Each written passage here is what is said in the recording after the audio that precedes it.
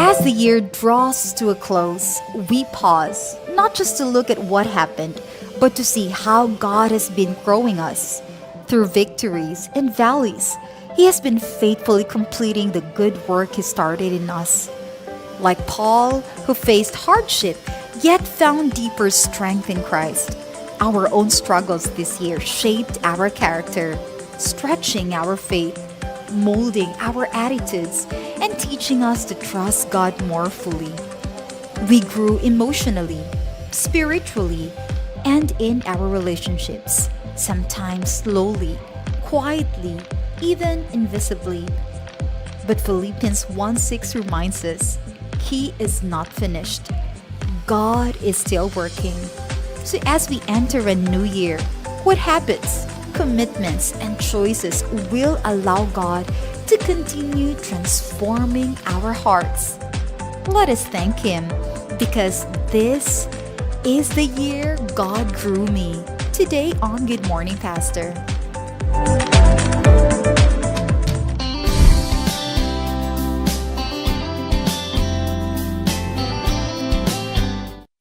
Good morning mga kapaglaom. And this morning, niyami sa teritoryo sa Central Visayan Conference and among guest pastor karon ni Charm.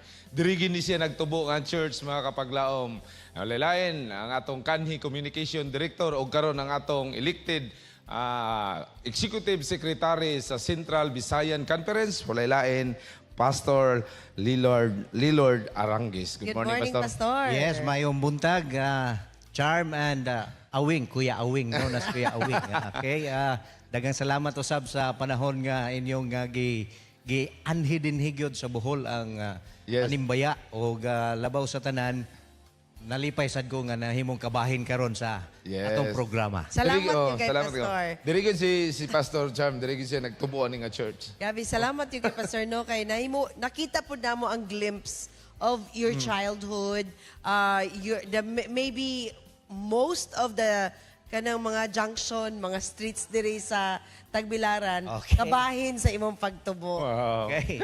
By the way, mo shout out sa ko ha. Yes, Pastor. Go, Pastor. Okay, nga shout out ang tanan nga mga bulanon, mga sano ug sana. Salamat nga kamo karon nagtan-aw dinhi sa ato ang programa sa Panimbaya sa Kabuntagon og we pray nga ang mga mensahe dinhi, ang mga testimonies, ang reports o ang mga mensahe sa awit maka-inspire nato nining adlaw ng igpapahulay. Labaw sa tanan sa atong mga kaigsuonan dinhi sa Tagbilaran City Seventh-day Adventist Church ug sa tibuok distrito. Niyami karon dinhi sa iyo mo dinhi kay ang team sa Hope Channel South Philippines magkigkuyog nato karong adlaw ng igpapahulay og apil sad ugma. Yes, mga kapaglaom, again, we're going to have a concert in Island City Mall. Ugma, alas 3, mga kapaglaom, so join us there. And we worship God together with our friends and family. Bring them to Island City Mall, mga kapaglaom, 3 p.m. again. Yes. Pastor, we're talking about the good things that God has shaped up for this year. And ang ato ang Good Morning Pastor topic are nakasentro sa Philippians 1, chapter 1, verse 6. Nagaingon diri sa New International Version, being confident of this, that He who began a good work in you will carry it on to completion until the day of Christ Jesus' return. So, Praise the Lord. grabe kayo ang verse mga kapaglaom no nga siya nga nagasugod sa may buhat kanimo magakumpleto magahuman sa iyang buhat sa imong kinabuhi. Then looking back this year mga kapaglaom and Pastor Lilord, what has been the good things that God has started in you, that has started in CVC or in Tagbilaran Church, at muna siya ang maayong mabutang nga kumplitohon or tiwason yun sa Ginoo. Okay, dagang salamat kaayo, Charm. Ang pinakamaayo nga butang nga gihimo sa Ginoo nako ilabi na sa pagsugod sa akong ministry, dinhi gyud kani nga pulpito. Dinhi ko nagtindog, nagkurog, nag-share sa mga batan-on. First nako tong sermon. Dinhi gyud nga pulpito. Kauban sa mga young people niadtong panahona. Of course, sa 1990s. 90s. Okay? Okay. 1990s. So mao na nga nalipay ko sa Ginoo nga iya kong gigiyahan.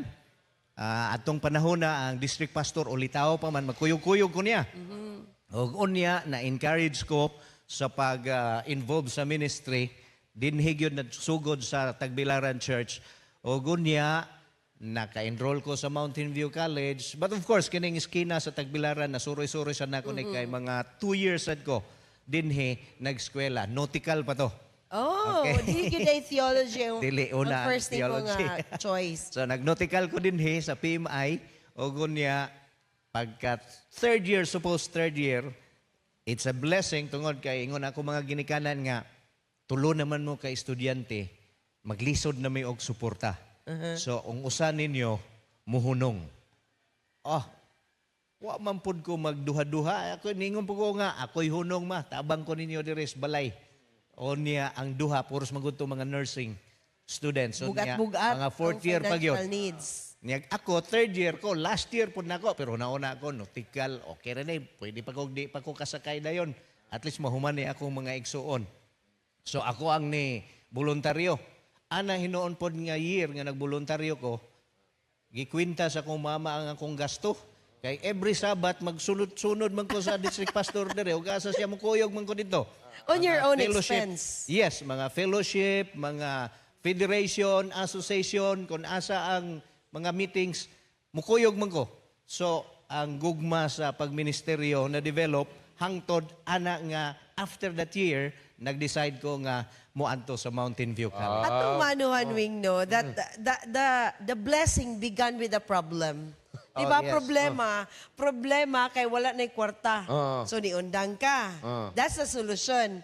Pero di ay, it's the discovery May of mong a panalangin. blessing. Yes. Okay, May mong panalangin. the seeds of being a pastor has been planted in your heart. And when you are accompanying the pastor, uban-uban ka niya, May that panalangin seed nun. continues to grow in you. Yes. And here you are now. God is giving you a task. This time, the executive secretary of the Central Visayan Conference. And appeal sa imo appeal ang Tagbilaran Church, ang yutang na tawhan nimo sa imo ang territory. Yes, And tinuod that ka is- kay natawag ko dinigod sa Tagbilaran City. Pero ang among home place is Dimyao. Pero dinhi ko gipanganak. Dili buhol gyapon Sa ang hospital. Pastor Dimyao. Buhol gyapon ang Dimyao. Yes, mo nang mga 45 minutes to 1 hour ang travel from here. And thank you for traveling from Dimyao to My Tagbilaran. pleasure, my pleasure. Pastor, mabalik ta sa kasaysayan ni Pablo. Katong kalisod nga naagian ni Pablo, Pastor. Unsa man ato ang maangkon nga lesson ato sa iya nga time nga maaplikar nato karon sa ato ang labi na nin 2025 nga mosulod ta sa 2026. Yes, ang istorya dili lang si Pablo, bisan pa sa mga followers ni Jesus, nagyo mga challenges. In fact, nangamatay sila, kaning mamatay ta tungod sa pagserbisyo, dili na lalim. Lagi, dili. Okay? But of course, kini nga mga butang nga ato nga ma-experiensyahan nga ato sad niya experiensyahan mga kalisod kabahin ra ni sa pag-purify sa atong pagtuo sa Ginoo. Ganahan ko, anak, kabahin sa Kabahin. pag-purify. Pero sometimes, Pastor, especially if we go through hardships and sufferings, makaingon ta nga, how do I go back to being, kanabitang mo submit kasi mo self-wing nga, ay, gitrain na day ko emotionally. Correct. Ay, kuha na day ni ka ng, gi-edukara ko sa Ginoo para ma-shape ang akong character Yes. into His being. How do we put ourselves ana nga sitwasyon, Pastor? Okay. Sometimes it's hard to measure growth, di ba? Pagtubo. Yes. Lisod kayo siyang i-measure nimo. Kay dili ka pwede nga ikaw magbuot sa usa ka tawo nga moingon ka nga kini siya grabe na ang pangpangalagad niya, nagtubo na gyud ni siya sa Agree on that, Ginoo. Pastor. But usa sa mga ilhanan nga nagtubo ta sa Ginoo is ang transformation sa atong mga characters. And of course, ang atong mga kinaiya mabag-o lang gyud nato ni kun maka-experience sa kalisod nga mosalig ta sa Ginoo instead sa atong kaugalingon. Kay ang makabag-o sa atong mga kinaiya ang Ginoo ra man gyud. Lagi. Sa atong kaugalingon, zero gyud ta. Pero sa Ginoo, bisan pa sa imposible, mahimong posible. Ganahan ko no? Ano di ay gyud ka ng ganahan ko sa imong ingon pastor nga ang indicator nga naa kay growth is na change sa imong character. Yes. Na change sa imo ang kaugalingon, mga habits, ang imong kinaiya. Correct. Unsa kay change nga tong something to reflect mga kapaglawom. Ikaw diyan nga nagtanaw mga kapaglawom, unsa nga kinaiya ang gihatagan o growth sa Ginoo karon nga tuig sa imong kinabuhi. Yes, Pastor, unsay lesson na to makuha kanang sugilanon diyan sa Biblia sa Pilipos 1 size nga kanang pagtubo nato sa ato ang Kristohanon nga pagtubo.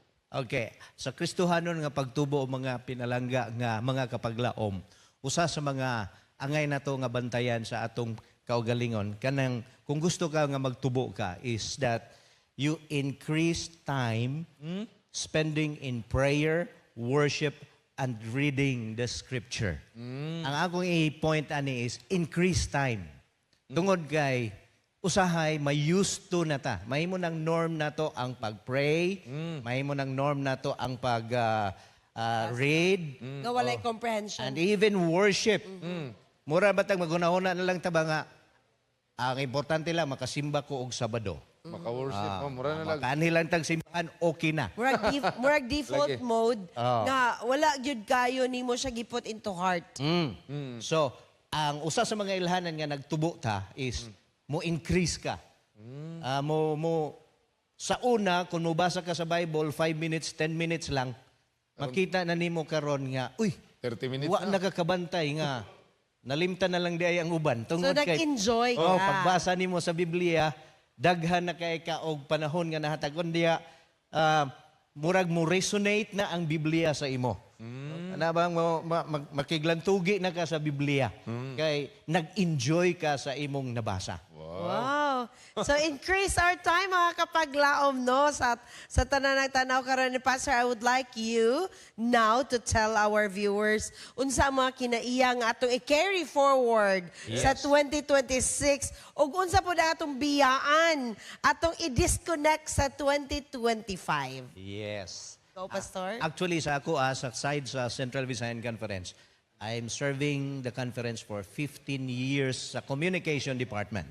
15 years. So, Wow. tulo ka terms, nagsunod-sunod yun. That's like kauban Usa yun, sa Pastor. ako nga gihandom, nga makahimo ko kaugalingon nga studio. Okay? Kaya sa communication, mao man na. Hope Channel, karon napunan sa AWR, sa media.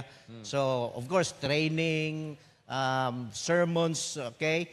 So, nalipay ko for that 15 years. Karon yung tuiga sa 2025, nahimog yung posible ang studio sa Hope Channel Cebu. Wow. Praise Okay? the Lord. So, mao na nga, ang Ginoo maayog yun kaayo. Although, katong mga pipila ka mga tuig nga ng labay, nagsugod mi sa ministry sa communication through radio, ang among opisina, naghimo lang ko og gamay nga box para ra gyud sa pag-record sa mga programa sa radio nga among i-adto sa usa ka station. Ya. Dito po ko, sugod po ko edit-edit dito. Oh, using Adobe. Edit, ang putlor ra ba? Ang minsay pag usahay magud ang nag-record at bisag unsaon na ingon nga 30 minutes lang. Mula pas gyud. Mula pas gyud og 35. Sumoto nga i-shorten na pod. Kwaon gyud tong 5 kay 30 minutes naman ang gi-allow nato sa studio. I mean sa radio station. So mao na nga mao na nagsugod tag trabaho. So una-una ko dapat na agad tayo atong studio. But of course, niabot ang mga panahon, gibaligya man hinuon tong ato nga old nga building sa naa sa Scario og unya nag-abang mi sa LMS. So naghimo may gamayng studio. Gamay ra pud gayong studio to comply lang sa requirements sa CPUC nga naay kasermonan ang atong mga pastors, specifically during the pandemic. Kaya di magyud ta kahimog mga wali dito, online ra man gyud to tanan. And then here comes gihatag sa Ginoo ang bag-ong pribilehiyo sa Central Visayan Conference pagbaton sa building, new building. Kana karon nga naa sa Vista Grande nga road sa Bulacau. Ug diha gyud nalipay ta kauban sa approval sa ato mga officers nakahimo gyud ta og ato ang bag-ong studio. Busa mga kaigsunan kamo kon gusto mong mag-record sa inyong mga kanta, specifically mga original nga mga kanta. Yes. Okay? naa ang atong studio sa Central Visayan Conference willing og andam kanunay sa pagdawat kaninyo. Yes, the things that we Pastor. carry forward are the blessings of the ministries. Pastor, no? Yes. Ang blessings sa Hope Channel, sa bisag-asa nga mga lugar, bisag-asa nga mga studios, mga kapaglawom, and what we can leave behind us is katong mga frustrations, atong mga desperations, but we can take the lessons from it, mga kapaglawom.